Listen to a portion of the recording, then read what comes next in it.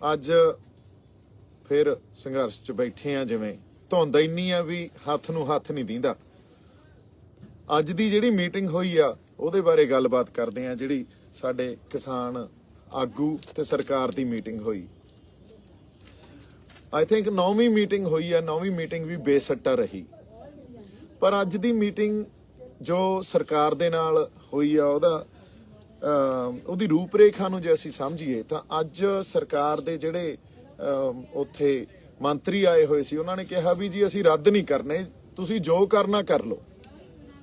ਸੋ ਇਹ ਜੀ ਸਟੇਟਮੈਂਟ ਆ ਜਿਹੜੀ ਇਹਦੇ ਚ ਉਹਨਾਂ ਦੀ ਐਰੋਗੈਂਸ ਝਲਕਦੀ ਆ, ਹਨਾ। ਫਿਰ ਜੋ ਕਰਨਾ ਕਰ ਲਓ ਤਾਂ ਫਿਰ ਜਿਹੜੇ ਸਾਡੇ ਗੈਰਤ ਤੇ ਸੱਟ ਵੱਜਦੀ ਆ ਤੇ ਜਿਹੜੀਆਂ ਕੌਮਾਂ ਉਹ ਗੈਰਤ ਨਾਲ ਲੜਦੀਆਂ ਹੁੰਦੀਆਂ ਤੇ ਜਿਉਂਦੀਆਂ ਵੀ ਉਹੀ ਰਹਿੰਦੀਆਂ ਹੁੰਦੀਆਂ ਜਿਹੜੀਆਂ ਕੌਮਾਂ 'ਚ ਗੈਰਤ ਹੋਵੇ। ਜਿਹੜੀਆਂ ਕੌਮਾਂ 'ਚ ਗੈਰਤ ਨਾ ਹੋਵੇ ਉਹ ਕੌਮਾਂ ਜਿਉਂਦੀਆਂ ਵੀ ਨਹੀਂ ਰਹਿੰਦੀਆਂ ਹੁੰਦੀਆਂ। ਸੋ ਹੁਣ ਗੱਲ ਉਹ ਹੋ ਗਈ ਵੀ ਜਿਵੇਂ ਪੁਰਾਤਨ ਸਮਿਆਂ 'ਚ ਸਿੰਘ ਕਹਿੰਦੇ ਰਹੇ ਹੁੰਦੇ ਸੀ ਨਾ ਵੀ ਜੇ ਪੰਥ ਹੀ ਨਹੀਂ ਰਹਾ ਤਾਂ ਗ੍ਰੰਥ ਕੌਣ ਮੰਨੇਗਾ, ਹਨਾ। ਹੁਣ ਗੱਲ ਉੱਥੇ ਆ ਗਈ ਹੈ, ਜੇ ਪੰਥ ਹੀ ਨਹੀਂ ਰਹਾ ਤਾਂ ਗ੍ਰੰਥ ਕੌਣ ਮੰਨੇਗਾ, ਔਰ ਸਿੰਘ ਇਕੱਠੇ ਹੋ ਜਾਂਦੇ ਹੁੰਦੇ ਸੀ। ਸੋ ਸਾਨੂੰ ਵੀ ਹੁਣ ਮੈਨੂੰ ਲੱਗਦਾ ਇਹ ਗੱਲ ਸਮਝ ਲੈਣੀ ਚਾਹੀਦੀ ਆ, ਸਾਡੀ ਗੈਰਤ ਤੇ ਸੱਟ ਵੱਜੀ ਆ। ਅਗਲੀ ਗੱਲ ਸਰਕਾਰਾਂ ਦੀ ਜੇ ਆਪਾਂ ਕਰ ਲਈਏ, ਸਰਕਾਰਾਂ ਜਿਸ ਢੰਗ ਨਾਲ ਸਾਜ਼ਿਸ਼ਾਂ ਘੜਦੀਆਂ ਜਾਂ ਹਾਲਾਤ ਪੈਦਾ ਕਰਦੀਆਂ, ਉਹਨਾਂ ਹਾਲਾਤਾਂ ਕਰਕੇ ਹੀ ਇਹ ਸੰਘਰਸ਼ ਖੜਾ ਹੋਇਆ, ਇਹ ਐਜੀਟੇਸ਼ਨ ਖੜੀ ਹੋਈ ਆ। ਤੇ ਅੱਜ ਤੁਸੀਂ ਕਹਿੰਦੇ ਹੋ ਜੋ ਕਰਨਾ ਕੁਛ ਕਰ ਲਓ। ਤੁਸੀਂ ਜਿਹੜੀ ਸਾਡੇ ਕਿਸਾਨਾਂ ਦੀਆਂ ਖੁਦਕੁਸ਼ੀਆਂ, ਇੱਕ ਸਾਲ 'ਚ 3 ਤੋਂ 4 ਲੱਖ ਕਿਸਾਨ ਮਰਦੇ ਆ, ਖੁਦਕੁਸ਼ੀਆਂ ਕਰਦੇ ਆ। ਉਹ ਇਸ ਕਰਕੇ ਕਰਦੇ ਆ ਕਿਉਂਕਿ ਤੁਸੀਂ ਜਿਹੜੀਆਂ ਨੀਤੀਆਂ ਘੜਦੇ ਹੋ ਨਾ, ਇਹਦੀ ਤੁਸੀਂ ਨੀਂਹ 1966 'ਚ ਰੱਖ ਲਈ ਸੀ। 1966 'ਚ ਨੀਂਹ ਰੱਖੀ ਗ੍ਰੀਨ ਰੈਵੋਲੂਸ਼ਨ ਦੇ ਥਰੂ, ਤੇ ਉਸ ਨੀਂਹ ਨੇ ਅੱਜ ਖੜੇ ਕਿੱਥੇ ਆ ਅਸੀਂ? ਸਾਡੇ ਤੇ ਕਰਜ਼ੇ ਆ ਤੇ ਅਸੀਂ ਖੁਦਕੁਸ਼ੀਆਂ ਕਰਦੇ ਆ। ਤੇ ਉਹਦੇ ਜ਼ਿੰਮੇਵਾਰ ਕੌਣ ਆ? ਫਿਰ ਉਹਦੇ ਜ਼ਿੰਮੇਵਾਰ ਸਰਕਾਰਾਂ ਆਪਾਂ। ਅੱਜ ਤੁਸੀਂ ਜਿਹੜੇ ਪਰਚੇ ਪਾ ਰਹੇ ਹੋ ਨਾ ਸਾਡੇ ਤੇ, ਇਹਦੇ ਤੇ ਵੀ ਆਉਣੇ ਆ ਅਸੀਂ ਬਾਅਦ 'ਚ, ਉਹ ਤੁਹਾਡੇ ਤੇ ਪੈਣੇ ਚਾਹੀਦੇ ਆ। 3 ਤੋਂ 4 ਲੱਖ ਕਿਸਾਨ ਮਰਦਾ, ਕਿਸਾਨਾਂ ਤੇ ਕਰਜ਼ੇ ਆ, ਉਹਨਾਂ ਦੇ ਘਰਾਂ 'ਚ ਮੈਨੂੰ ਲੱਗਦਾ ਇੱਥੋਂ ਤੱਕ ਹਾਲਤ ਆ ਵੀ ਕਿਸੇ ਨੇ ਪੈਸਾ ਵੀ ਨਹੀਂ ਦੇਖਿਆ ਹੋਊਗਾ। ਜਦੋਂ ਆੜਤੀਏ ਕੋਲੇ ਜਾਈਦਾ, ਅਗਲਾ ਪਰਚੀ ਦੇ ਦਿੰਦਾ, ਅਗਲਾ ਕਹਿੰਦਾ ਲਾ ਫਲਾਣੇ ਥਾਂ ਤੋਂ ਜਾ ਕੇ ਕੱਪੜਾ ਲੈ ਲਾ ਜਾਂ ਫਲਾਣੇ ਥਾਂ ਤੋਂ ਜਾ ਕੇ ਸੌਦਾ ਲੈ ਲਾ। ਤੁਸੀਂ ਹਾਲਤ ਕੀ ਕੀਤੀ ਆ ਕਿਸਾਨਾਂ ਦੀ? ਇਹ ਤੁਹਾਡੀਆਂ ਸਾਜ਼ਿਸ਼ਾਂ ਕਰਕੇ ਹੋਈ ਆ।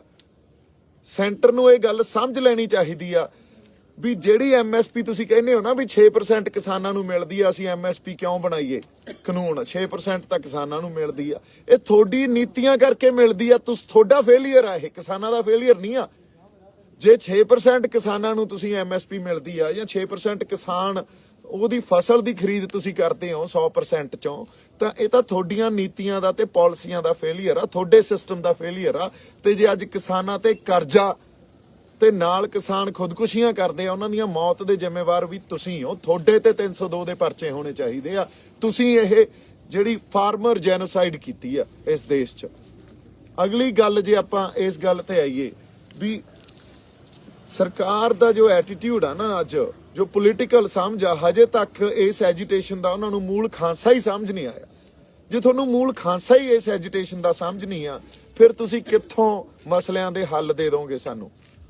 ਸਾਡੀ ਧਿਰ ਨੂੰ ਵੀ ਇਹ ਗੱਲ ਸਮਝ ਲੈਣੀ ਚਾਹੀਦੀ ਆ ਵੀ ਹੁਣ ਇਹਨਾਂ ਨੇ ਆਏ ਨਹੀਂ ਸਮਝਣਾ। ਹੁਣ ਸਾਨੂੰ ਸਾਡੀ ਗੈਰਤ ਤੇ ਗੱਲ ਆਈ ਆ, ਗੈਰਤ ਤੇ ਸੱਟ ਵੱਜੀ ਆ, ਤੇ ਫਿਰ ਸਾਨੂੰ ਗੱਲਾਂ ਵੀ ਉਸੇ ਢੰਗ ਨਾਲ ਸਮਝਾਉਣੀਆਂ ਪੈਣੀਆਂ। ਅੱਜ ਦੀ ਮੈਂ ਤੁਹਾਨੂੰ ਘਟਨਾ ਦੱਸਦਾ। ਅੱਜ ਇਹਨਾਂ ਨੇ ਜਿਹੜੇ ਸਾਹਮਣ ਭੇਜੇ ਮੇਰੇ ਬ੍ਰਦਰ ਤੇ ਵੀ UAPA ਐਕਟ ਮਨਦੀਪ ਤੇ, ਉਸ ਐਕਟ ਦੇ ਅਧੀਨ ਇਹਨਾਂ ਨੇ ਸਾਹਮਣ ਭੇਜੇ ਤੇ ਉਹਦੀ ਪੇਸ਼ੀ ਰੱਖੀ ਦਿੱਲੀ FIR ਦਰਜ ਆ। 15 ਦਸੰਬਰ ਦੀ ਕੋਈ FIR ਆ ਤੇ ਉਹਦੇ ਅਧੀਨ ਇਹਨਾਂ ਨੇ ਸਾਹਮਣ ਭੇਜੇ। ਉਹ ਸਾਹਮਣ ਹੋਰ ਵੀ ਬੰਦਿਆਂ ਨੂੰ ਸਾਡਿਆਂ ਨੂੰ ਗਏ ਪੰਜਾਬ 'ਚ, ਹਨਾ। ਹੁਣ ਇਹਨਾਂ ਨੇ ਉਸ ਹਰ ਵਿਅਕਤੀ ਨੂੰ ਉਹਨਾਂ ਦੇ ਪਰਿਵਾਰਾਂ ਨੂੰ ਟਾਰਗੇਟ ਕਰਨਾ ਸ਼ੁਰੂ ਕਰਤਾ, ਜਿਹੜੇ ਪਰਿਵਾਰਾਂ ਦੀ ਜਾਂ ਜਿਹੜੇ ਵਿਅਕਤੀਆਂ ਦੀ ਇਸ ਸੰਘਰਸ਼ 'ਚ ਕੋਈ ਸ਼ਮੂਲੀਅਤ ਆ ਤੇ ਉਹ ਮਾੜਾ ਮੋਟਾ ਇੰਪੈਕਟ ਰੱਖਦੇ ਆ। ਕਿਉਂਕਿ ਇਹਨਾਂ ਨੇ ਇਹੀ ਕਰਨਾ ਹੁੰਦਾ। ਇਹ ਜਿਹੜੇ ਪੈਂਤਰੇ ਆ ਨਾ, ਇਹ ਬੜੇ ਪੁਰਾਣੇ ਆ। ਸਾਡੇ ਪਰਿਵਾਰ ਨੇ ਤਾਂ ਬੜੇ ਇਹ ਪਹਿਲਾਂ ਦੇਖੇ ਆ, ਹੁਣ ਦੇਖ ਲਾਂਗੇ, ਉਹ ਐਡੀ ਕੋਈ ਗੱਲ ਨਹੀਂ। ਪਰ ਇਸ ਜਿਹੜੀ ਤੁਹਾਡੇ ਪੈਂਤੜਿਆਂ ਨਾਲ ਵੀ ਅਸੀਂ ਪਾਸੇ ਹੋ ਜਾਾਂਗੇ ਤੇ ਆਪਦੇ ਹੱਕਾਂ ਦੀ ਆਵਾਜ਼ ਨਾ ਬੁਲੰਦ ਕਰਾਂਗੇ, ਇਹ ਤਾਂ ਨਹੀਂ ਹੋ ਸਕਦਾ। ਸੋ ਸੈਂਟਰ ਨੂੰ ਅਸੀਂ ਜਾਂ ਸਰਕਾਰ ਨੂੰ ਇਹ ਵੀ ਕਹਿ ਦਈਏ ਵੀ ਕੋਈ ਨਹੀਂ, ਹੁਣ ਜੇ ਤੁਸੀਂ ਹਾਂ ਹੀ ਚੱਲਣਾ ਫਿਰ ਭਾਜਦਿਆਂ ਨੂੰ ਵਾਹਣ ਇੱਕੋ ਜਿਹੀ ਆ, ਫਿਰ ਕੋਈ ਨਹੀਂ, ਕੱਚੇ ਹੀ ਸਹੀ। ਸਾਡੇ ਆਗੂਆਂ ਨੂੰ ਵੀ ਪਤਾ ਹੋਣਾ ਚਾਹੀਦਾ। ਹੁਣ ਮੈਂ ਕਹਿੰਦਾ 4-5 ਮੰਗਾਂ ਹੋਰ ਜੋੜੋ। ਸਭ ਤੋਂ ਪਹਿਲੀ ਗੱਲ ਤਾਂ ਇਹ ਜੋੜੋ ਵੀ ਜਿਹੜੇ ਕਿਸਾਨਾਂ ਤੇ ਕਰਜ਼ਾ ਚੜਿਆ ਉਹ ਮਾਫ ਕਰੋ। ਉਹ ਤੋਂ ਬਿਨਾਂ ਅਸੀਂ ਗੱਲ ਵੀ ਨਹੀਂ ਕਰਦੇ, ਅਗਲੀ ਮੀਟਿੰਗ ਤੇ ਵੀ ਨਹੀਂ ਆਉਂਦੇ ਜੇ ਤੁਸੀਂ ਕਿਸਾਨਾਂ ਤੇ ਜਿਹੜਾ ਚੜਿਆ ਕਰਜ਼ਾ, ਵੀ ਆਪਣੇ ਲੋਕਾਂ ਦਾ ਭਲਾ ਤਾਂ ਹੋਵੇ। ਪਹਿਲੀ ਮੰਗ ਹੀ ਇਹ ਰੱਖੋ ਵੀ ਪਹਿਲਾਂ ਤਾਂ ਕਰਜ਼ਾ ਮਾਫ ਕਰੋ ਤੁਸੀਂ ਕਿਸਾਨਾਂ ਤੇ ਜਿਹੜਾ ਚੜਿਆ, ਉਹ ਤੁਹਾਡੀਆਂ ਨੀਤੀਆਂ ਕਰਕੇ ਚੜਿਆ ਨਾ, ਉਹ ਮਾਫ ਕਰੋ। ਫਿਰ ਅਸੀਂ ਗੱਲਬਾਤ ਕਰਨ ਨੂੰ ਆਉਣੇ ਆ ਤੁਹਾਡੇ ਕੋਲੇ। ਫਿਰ ਤੁਸੀਂ ਇਹ ਤਾਂ ਇੱਕ ਮੀਟਿੰਗ 'ਚ ਜਾਂਦੇ ਹੋ, ਫੇਲ ਹੁੰਦੀ ਆ, ਬੇਸਿੱਟਾ ਨਿਕਲਦੀ ਆ, ਅਗਲੀਆਂ ਮੀਟਿੰਗ 'ਚ ਉਹਦੀਆਂ ਮੰਗਾਂ ਹੀ ਵਧਾ ਦਿਓ। ਆਉਣ ਦਿਓ ਫਿਰ ਇਹਨਾਂ ਨੂੰ। ਤੇ ਜਿਹੜੀ 26 ਜਨਵਰੀ ਆ ਨਾ, ਹੁਣ ਲੋਕਾਂ ਦੇ ਜਜ਼ਬਾਤਾਂ ਦੀ ਤਰਜਮਾਨੀ ਹੋਣੀ ਚਾਹੀਦੀ ਆ ਉੱਥੇ। 26 ਜਨਵਰੀ ਅਸੀਂ ਹੁਣ ਤੱਕ 26 ਨਵੰਬਰ ਬੜਾ ਅਹਿਮ ਸੀ। 26 ਨਵੰਬਰ ਅਹਿਮ ਹੀ ਇਸ ਤਰ੍ਹਾਂ ਸੀ, ਜਿਹੜੇ ਕਹਿੰਦੇ ਆ ਨਾ ਵੀ ਅਸੀਂ ਜਾਬਤੇ 'ਚ ਨਹੀਂ, ਅਸੀਂ ਜਾਬਤੇ 'ਚ ਹੀ ਆ। ਅਸੀਂ ਉਦੋਂ ਵੀ ਜਾਬਤੇ 'ਚ ਸੀ, ਪਰ ਜਾਬਤੇ 'ਚ ਰਹਿੰਦੇ ਹੋਏ ਵੀ ਅਸੀਂ ਬੈਰੀਕੇਡ ਭੰਨੇ ਸੀ ਨਾ। ਜਿਹੜੇ ਟਰੈਕਟਰ ਤੇ ਤੁਸੀਂ ਅੱਗੇ ਸਟੇਜ ਲਾਈ ਸੀ, ਉਹ ਟਰੈਕਟਰ ਬੈਰੀਕੇਡ ਭੰਨ ਕੇ ਹੀ ਆਇਆ ਸੀ। ਸੋ ਐਕਟੀ ਵੀ ਜਿਹੜਾ ਸਾਨੂੰ ਪ੍ਰੋਗਰਾਮ ਦੇਣਾ ਚਾਹੀਦਾ, ਉਹਦਾ ਇੰਪੈਕਟ ਹੋਣਾ ਚਾਹੀਦਾ। ਇੰਪੈਕਟਫੁਲ ਪ੍ਰੋਗਰਾਮ ਦਿਓ। ਤੁਹਾਨੂੰ ਇਹ ਬੇਨਤੀ ਆ ਸਾਡੀ। ਸਾਡੇ ਜਿਹੜੀ ਸੰਗਤ ਆ, ਲੋਕ ਆ, ਉਹਨਾਂ ਦੇ ਜਜ਼ਬਾਤਾਂ ਦੀ ਤਰਜਮਾਨੀ ਹੋਵੇ। ਇੱਥੇ ਕੋਈ ਸ਼ਰਾਰਤੀ ਅਨਸਰ ਨਹੀਂ ਆ। ਹਰ ਬੰਦਾ ਕਿਸਾਨੀ ਦੇ ਸੰਘਰਸ਼ 'ਚ, ਤਰਜੀਹ ਕਿਸਾਨੀ ਦੇ ਮੁੱਦਿਆਂ ਨੂੰ ਆ। ਅਸੀਂ ਚਾਹੁੰਦੇ ਆ, ਸੰਗਤ ਇਹ ਚਾਹੁੰਦੀ ਆ। ਇੱਥੇ ਦੇਖੋ ਸਾਰੀ ਸੰਗਤ ਖੜੀ ਆ, ਇੰਨੇ ਅਸੀਂ ਠੰਡ 'ਚ ਇੱਥੇ ਬੈਠੇ ਆ। ਇਹ ਚਾਹੁੰਦੀ ਆ ਵੀ ਲੋਕਾਂ ਦਾ ਭਲਾ ਹੋਵੇ, ਕਿਸਾਨਾਂ ਦਾ ਭਲਾ ਹੋਵੇ। ਪਿੰਡਾਂ 'ਚ ਰਹਿੰਦੇ ਜਿਹੜੇ ਲੋਕ ਆ, ਉਹਨਾਂ ਦੇ ਹਾਲਾਤ ਸੁਧਰਨ। ਪਿੰਡਾਂ 'ਚ ਜੋ ਹਾਲਾਤ ਬਣੇ ਹੋਏ ਆ, ਉਹ ਸਾਨੂੰ ਸਾਰਿਆਂ ਨੂੰ ਪਤਾ, ਪਰ ਅਸੀਂ ਉਹਨਾਂ ਤੋਂ ਪਤਾ ਨਹੀਂ ਕਦੋਂ ਤੱਕ ਮੁਨਕਰ ਹੁੰਦੇ ਰਹਾਂਗੇ, ਅਸਲ ਗੱਲ ਤੇ ਹੀ ਨਾ ਆਵਾਂਗੇ। ਅਸੀਂ ਇਹ ਗੱਲ ਕੋਈ ਪੋਲੀਟੀਕਲ, ਦੇਖੋ ਇਹ ਪੋਲੀਟੀਕਲ ਲੜਾਈ ਬਣਦੀ ਜਾ ਰਹੀ ਆ, ਪੋਲੀਟੀਕਲ ਰੂਪ ਬਣਦਾ ਜਾ ਰਿਹਾ ਇਹਦਾ। ਚਲੋ ਇਹ ਤਾਂ ਹਾਲਾਤ ਨੇ ਉਸ ਪਾਸੇ ਨੂੰ ਤੋਰਤਾ, ਪਰ ਲੋਕਾਂ ਦਾ ਭਲਾ ਹੋਣਾ ਬਹੁਤ ਜ਼ਰੂਰੀ ਆ। ਲੋਕਾਂ ਦਾ ਜਜ਼ਬਾਤ ਆ ਜਿਹੜੇ, ਉਹਨਾਂ ਜਜ਼ਬਾਤਾਂ ਤੇ ਪਹਿਰਾ ਦੇਣਾ ਸਾਡਾ ਬੜਾ ਜ਼ਰੂਰੀ ਆ। ਇੱਥੇ ਦੇਖ ਲਓ ਇੰਨੀ ਧੁੰਦ 'ਚ ਵੀ ਮਾੜਾ ਜਿਹਾ ਦਿਖਾਓ ਤੁਸੀਂ ਇੱਧਰ ਨੂੰ ਫੇਰ ਕੇ, ਸਹੀ ਗੱਲ ਹੈ। ਆ ਸਾਰੇ ਸਾਡੇ ਬੰਦੇ ਭਾਈ ਪਿੱਛੇ ਨਾ ਕਰੋ, ਇੱਧਰ ਮੇਰੇ ਬੱਚੇ ਆ ਸਾਡੀਆਂ ਮਾਤਾਵਾਂ। ਹਾਂਜੀ ਕੋਈ ਨਹੀਂ, ਆ ਜਾ। ਇਹ ਸਾਡੀਆਂ ਮਾਤਾਵਾਂ ਇੱਥੇ ਹਨਾ, ਤੇ ਸਾਡੀਆਂ ਇਹ ਸਾਡੇ ਲਈ ਲੰਗਰ ਬਣਾਉਂਦੀਆਂ। ਅਸੀਂ ਆ ਕੇ ਲੰਗਰ ਖਾ ਲੈਂਦੇ ਆ। ਕੋਈ ਗੱਲ ਆ ਇਹ, ਇਹਨਾਂ ਨੂੰ ਘਰ ਛੜਾਏ ਹੋਏ ਆ, ਇੱਥੇ ਬੱਚਿਆਂ ਨੂੰ ਘਰ ਛੜਾਏ ਹੋਏ ਆ, ਬਜ਼ੁਰਗ ਬੈਠੇ ਆ ਇੰਨੀ ਠੰਡ 'ਚ। ਚਲੋ ਅਸੀਂ ਫੇਰ ਆਪਦੇ ਉੱਤੇ ਮਾੜਾ ਮੋਟਾ ਝੱਲ ਲਾਂਗੇ ਇਹਨਾਂ ਗੱਲਾਂ ਨੂੰ, ਪਰ ਇੰਨੀਆਂ ਨਿਰਦਈ ਸਰਕਾਰਾਂ, ਇਹੋ ਜੀ ਗਵਰਨੈਂਸ, ਤੁਸੀਂ ਇਹਨੂੰ ਗਵਰਨੈਂਸ ਕਹਿੰਦੇ ਹੋ? ਇਸ ਤਰ੍ਹਾਂ ਦੇਸ਼ ਚੱਲਦੇ ਆ। ਹੁਣ ਉਦੋਂ ਬਾਅਦ ਤੁਸੀਂ ਵੰਗਾਰੀ ਜਾਂਦੇ ਹੋ ਸਾਨੂੰ, ਜਿਵੇਂ ਪਤਾ ਨਹੀਂ ਕਿੱਡਾ ਕੁ ਵੱਡੇ ਜੰਗ ਦੀ ਤਿਆਰੀ ਤੁਸੀਂ ਵਿੱਢੀ ਬੈਠੇ ਹੋ, ਤੇ ਉਹਦੇ ਖਾਤਰ ਤੁਸੀਂ ਕਿੱਡੇ ਵੱਡੇ ਖਰਚੇ ਕਰ ਦੋਗੇ। ਤੁਸੀਂ ਆਪਦੀਆਂ ਆਰਮਡ ਫੋਰਸਿਸ ਨੂੰ ਬੁਲਾਓਗੇ, ਬੈਰੀਕੇਟਿੰਗ ਕਰੋਗੇ, ਕੰਟੇਨਰਸ ਰੱਖੋਗੇ, ਪਰ ਕਿਸਾਨਾਂ ਨੂੰ ਉਹਨਾਂ ਦਾ ਹੱਕ ਨਹੀਂ ਦੇਣੇ। ਕਿਸਾਨਾਂ ਨੂੰ ਇਹ ਨਹੀਂ ਕਹਿਣਾ ਵੀ ਨਹੀਂ ਤੁਹਾਨੂੰ ਕੋਈ ਨਹੀਂ, ਤੁਹਾਡੇ ਹੱਕ ਦਿੰਨੇ ਆ, ਤੁਹਾਡੀ ਖਾਤਰ ਵੀ ਕੁਝ ਕਰਦੇ ਆ। ਇਹ ਨਹੀਂ ਕਰਨਾ ਅਸੀਂ। ਔਰ ਮੈਨੂੰ ਸਮਝ ਹੀ ਨਹੀਂ ਆ ਰਹੀ ਕਿਸ ਤਰ੍ਹਾਂ ਦੇ ਹਾਲਾਤ ਆ ਇੱਥੇ। ਉਹਨਾਂ ਹਾਲਾਤਾਂ ਨੂੰ ਕੋਈ ਸਮਝ ਨਹੀਂ ਰਿਹਾ। ਕੋਈ ਤੁਹਾਡੇ ਚੋਂ ਹੀ ਬੰਦਾ, ਕੋਈ ਨੇਕ ਰੂਹ ਹੋਵੇ, ਉਹਦੇ ਅੰਦਰ ਕਿਤੇ ਮਾੜੀ ਮੋਟੀ ਇਨਸਾਨੀਅਤ ਜਾਗ ਜੇ, ਹਨਾ। ਸੋ ਇਹਨਾਂ ਗੱਲਾਂ ਨੂੰ, ਇਹਨਾਂ ਮਸਲਿਆਂ ਨੂੰ ਜੇ ਕੋਈ ਸਮਝਦਾ ਨਹੀਂ, ਫਿਰ ਅਸੀਂ ਆਪਦੇ ਆਪ ਨੂੰ ਇਨਸਾਨ ਕਹਿੰਦੇ ਆ। I think you know, we are far away from being a human being.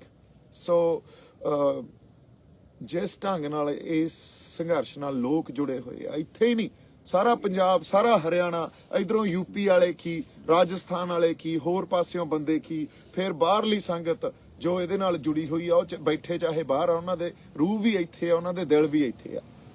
ਸੋ ਇਹ ਕੋਈ ਇਹਦੀ ਇੰਪੋਰਟੈਂਸ ਆ ਨਾ, ਜਿਹੜੀ ਇਹਦੀ ਇੰਪੋਰਟੈਂਸ ਇਸ ਸੰਘਰਸ਼ ਦੀ, ਇਹ ਕੋਈ ਸਥਾਨਕ ਨਹੀਂ ਆ, ਇਹ ਲੋਕਲ ਨਹੀਂ ਆ, ਗਲੋਬਲ ਆ। ਸਰਕਾਰ ਨੂੰ ਅਸੀਂ ਹੁਣ ਵੀ ਕਹਿ ਰਹੇ ਹਾਂ ਵੀ ਤੁਸੀਂ ਸਮਝ ਜੋ, ਤੁਸੀਂ ਜੋ ਗੱਲਬਾਤ ਦਾ ਸਿਲਸਿਲਾ ਜਾਂ ਸੰਘਰਸ਼ ਦਾ ਜੋ ਇਹਦੀ ਰੂਪਰੇਖਾ, ਇਹਨੂੰ ਵਿਗਾੜੋ ਨਾ, ਹਾਲਾਤ ਨਾ ਪੈਦਾ ਕਰੋ ਵੀ ਇਹ ਵਿਗੜ ਕੇ ਕਿਸੇ ਹੋਰ ਪਾਸੇ ਨੂੰ ਜਾਵੇ।